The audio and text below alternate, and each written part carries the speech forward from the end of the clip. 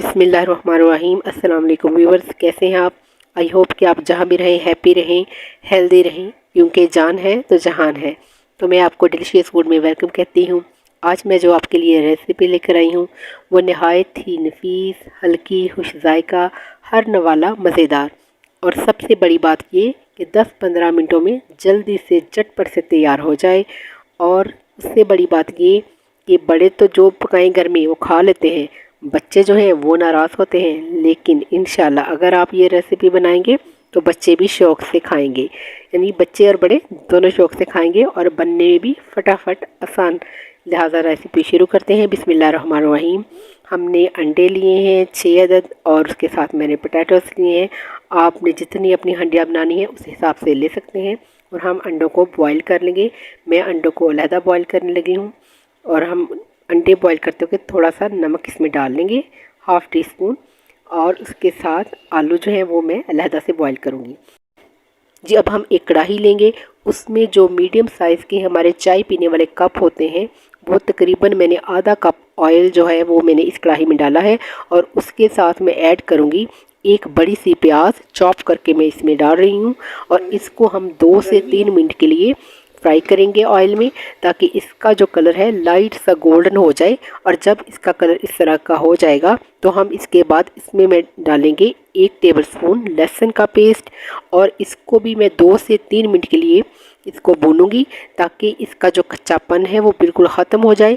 और फिर हम इसकी अच्छे से बुनाई करेंगे, ताकि हमारी ग्रेवी में जो लहसुन की स्मेल वगैरह है वो बिल्कुल ना आए। और हम इसको अच्छे से फ्राई करेंगे यहाँ तक कि इसका कलर जो है वो लाइट गोल्डन हो जाए। और फिर इसके बाद हम उसमें डालेंगे 1 अदद टमाटर। कोशिश किया करें कि जो टमाटर है वो ज़रा रेड कलर का हो।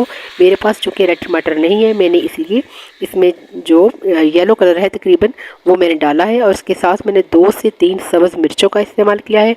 अब हम इसमें ऐड करेंगे 1 टेबलस्पून नमक, 1 टेबलस्पून सुरख मिर्च का ऐड करूँगी, हाफ़ टेबलस्पून हल्दी का जाएगा, 1/4 काली मिर्च का जाएगा, 1/4 गरम मसाला मिक्स वो डालूँगी, 1 टेबलस्पून सूखा धनिया। इसको हम ऐड करेंगे और इनको अच्छे से भूनेंगे। और अगर देखिए हमारा जो मसाला है वो मुझे थोड़ा सा कच्चा लग रहा है, इसमें मैं पानी का छींटा लगा के इसको थोड़ी देर के लिए ढाँप लूँगी।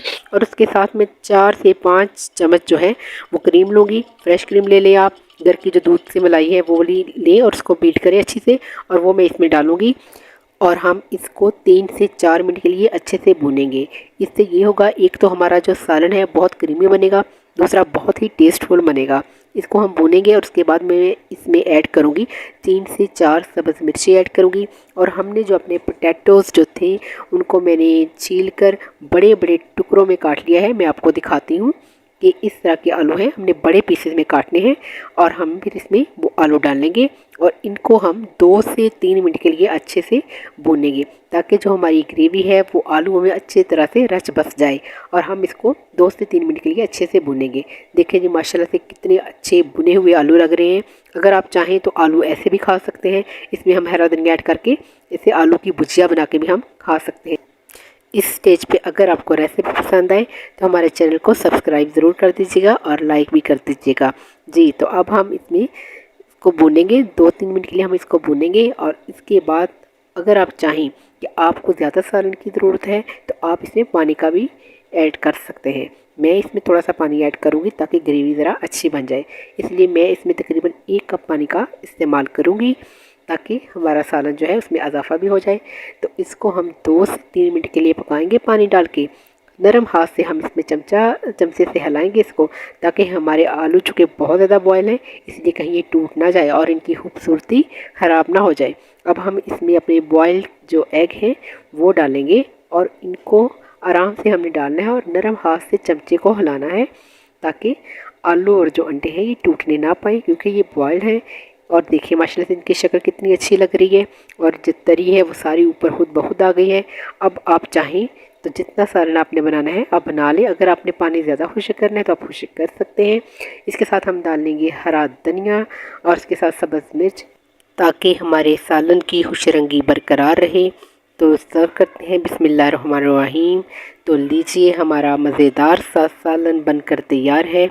आप इसको रोटी के साथ खाएं, यकीन जाने इस खुश जायका और खुश रंग सालन से आपका हर नवाला मज़ेदार होगा।